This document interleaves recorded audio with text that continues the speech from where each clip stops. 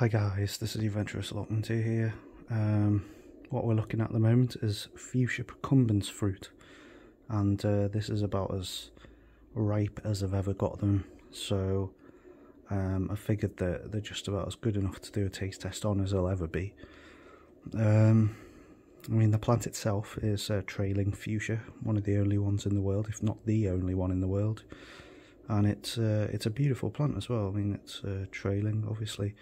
It's one of the few plants in the world to have bright blue pollen, which is of added interest, and the flowers are pretty beautiful as well because they've got these this coloration in them that is quite unusual, and they're upturned, not like your traditional fuchsia which tends to be a shrub, but yeah. So, and one of the things on the internet that is said in various circles is this fruit is very, very nice to eat. It's very sweet, it's got a lot of flavour, it's one of the best fuchsia fruit you can eat. Personally, I'm not convinced, and I'm going to try this one today, but I'm certainly not convinced that it's one of the most beautiful tasting fruit in the fuchsia family. I don't think it's anywhere near.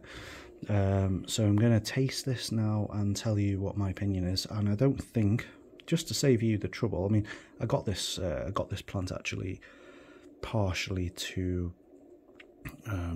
try as a fruit, to grow for fruit. I've tried one that was unripe and it wasn't good at all. There was no flavour in it at all. It wasn't insipid. There was just like, it was just like eating water. It really, there was no flavour. But this one's softer.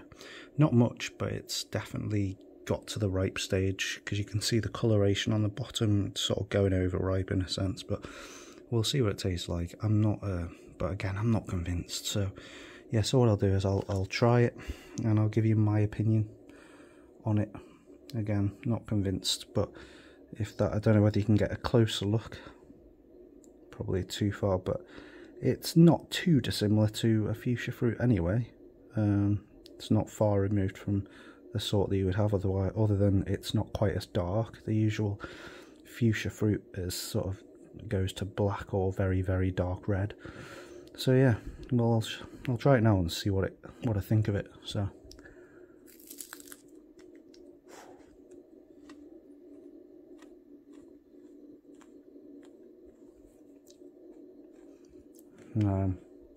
there's nothing.